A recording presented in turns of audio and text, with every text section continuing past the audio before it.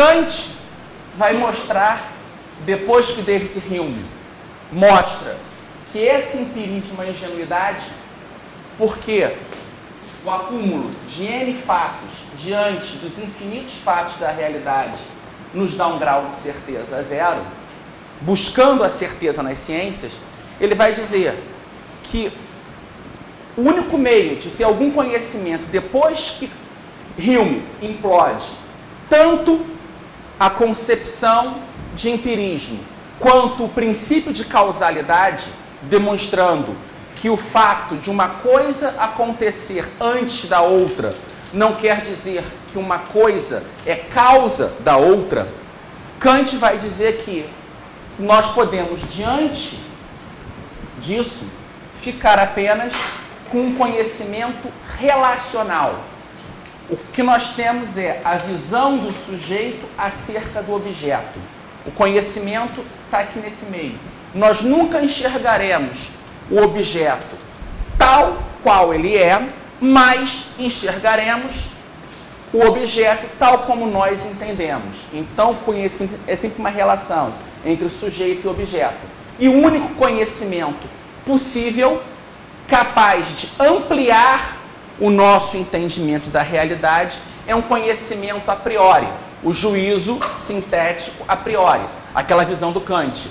Nós temos os juízos analíticos, que não expandem o nosso conhecimento acerca da realidade, ele só vai informar sobre o objeto aquilo que já é característica determinante do objeto. O exemplo clássico, o corpo é extenso, extensão faz parte da concepção de corpo, então é um conhecimento tautológico.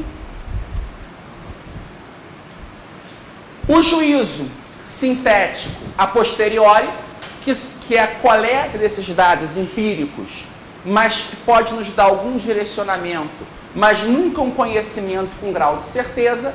E a terceira categoria, o juízo sintético a priori. O a posteriori é recolhendo dados, eu posso dizer, não, os pilões escrevem.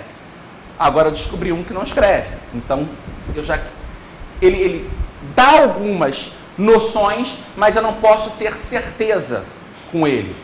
A única certeza possível ao homem é o juízo sintético a priori. As leis matemáticas, segundo Kant, são juízos sintéticos a priori. 2 mais 2 igual a 4. Eu acrescentei algo novo nesse processo. Eu acrescentei no predicado algo que não está na premissa. A ação humana é esse tipo de conceito. Hegel, pegando essa visão, ele vai sair da noção de relação sujeito-objeto e ele vai cair de novo na armadilha que Descartes tentou romper, que é a visão de que o único conhecimento real é o do mundo das ideias. E aí é uma divisão que, se nós pegarmos um dicionário do Yudin, que era um dicionário de filosofia, vendido pela Academia Russa de Ciências Sociais e distribuído a preço de centavos pelo mundo todo em várias línguas, pela Edições Progresso. Isso é uma coisa muito engraçada, porque ao longo dos anos 50, 170, o Partido Comunista Russo criou essa Edições Progresso, que lançava livro em português, espanhol, francês, italiano, e você podia comprar todo aquele lixo ideológico baratinho. E os estudantes universitários não todos utilizavam. Esse dicionário, que é um dos exemplos, eu tenho uma das minhas caixas de livro lá em casa, ele divide a filosofia em duas correntes principais. Os dualistas, que acreditam que a realidade é composta por matéria e espírito, mente e corpo, alma e corpo, e todos eles são malvados. E os monistas,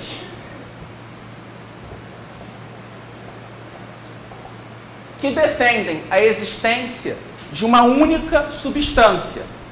E aí tem os monistas materialistas, só existe a matéria, e tem os monistas espiritualistas, como o caso de um Berkeley, só existe o espírito. Os materialistas são bonzinhos, amigos do progresso, da revolução, do proletariado, e os monistas, espiritualistas, são burgueses safados que querem explorar o proletariado. O dicionário é muito simples, ele é dessa forma, é até engraçado de ler. É melhor para um humorista, você começa a rir. A que ponto a ideologia perverte o conhecimento? Hegel era um monista.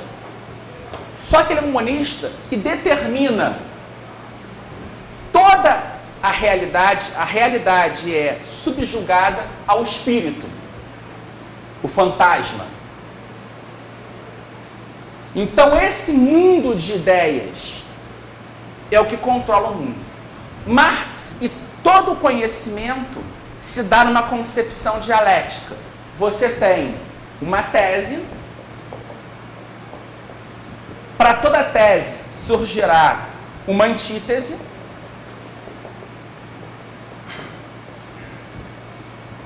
que levará a uma síntese,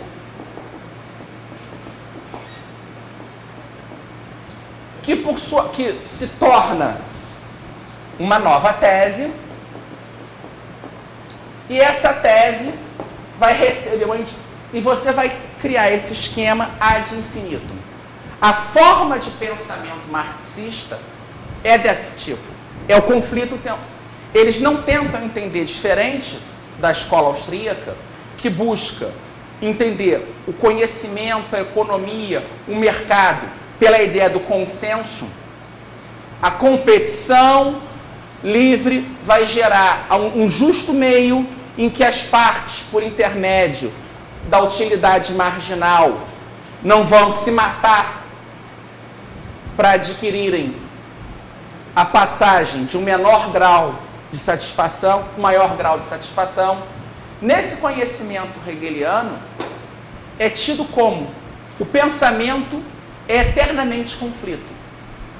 A vida humana é conflito. E o Marx traz isso.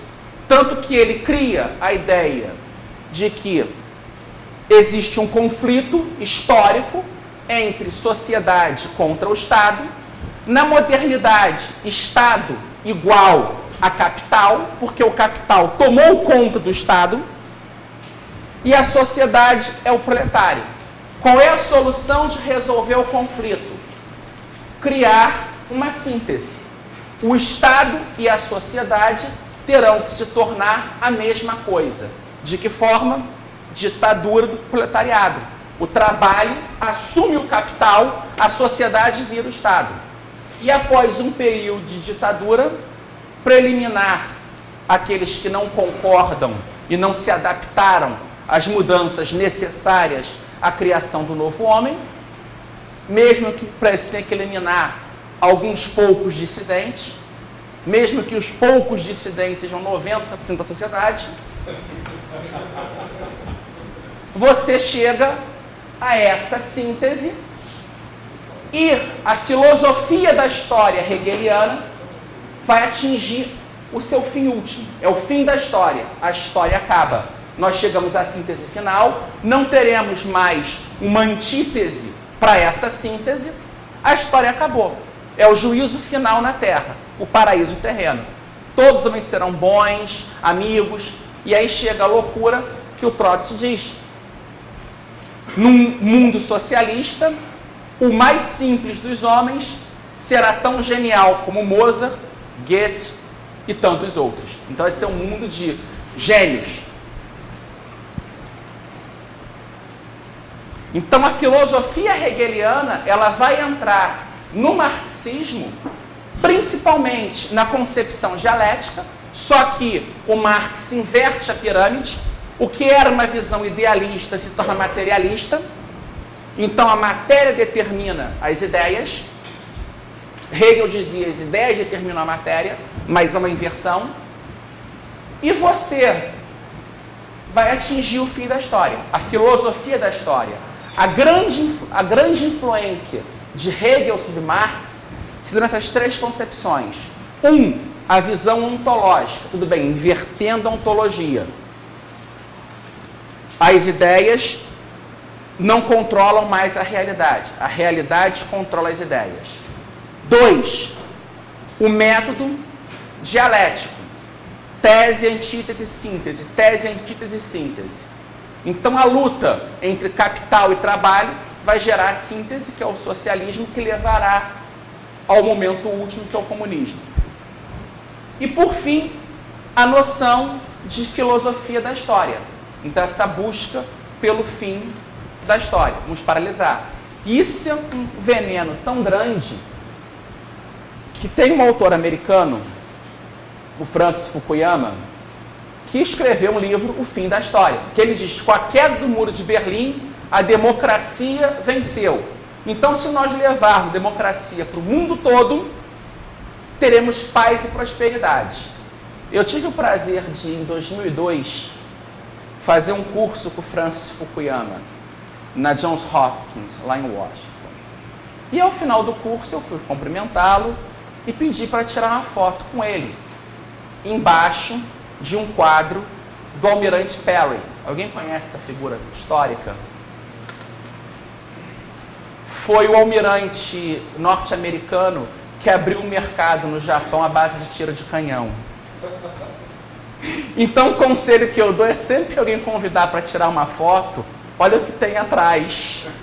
Porque tem a foto eu rindo, apertando o Fukuyama, ele rindo, e atrás a foto das tropas americanas atirando nos japoneses. Então, não existe esse estado de fim da história. Você não vai conseguir, por quê? A vida humana, como nos ensina a praxeologia, é ação. Nós estamos em ação o tempo todo. Você não vai atingir. Quando Mises constrói a ideia das construções imaginárias e prevê o homem chegando ao fim último, é só uma explicação.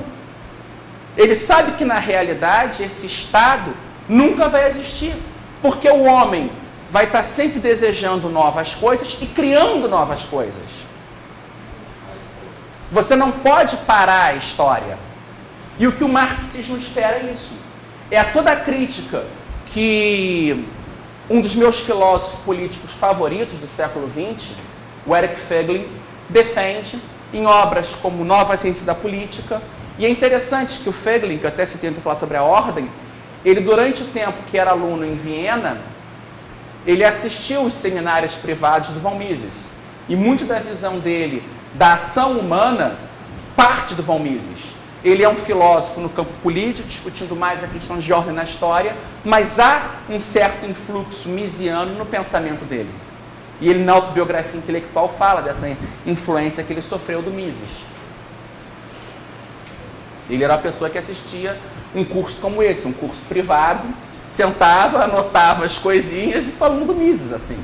Como Hayek chegou a ser aluno do Mises e depois trabalhar com ele.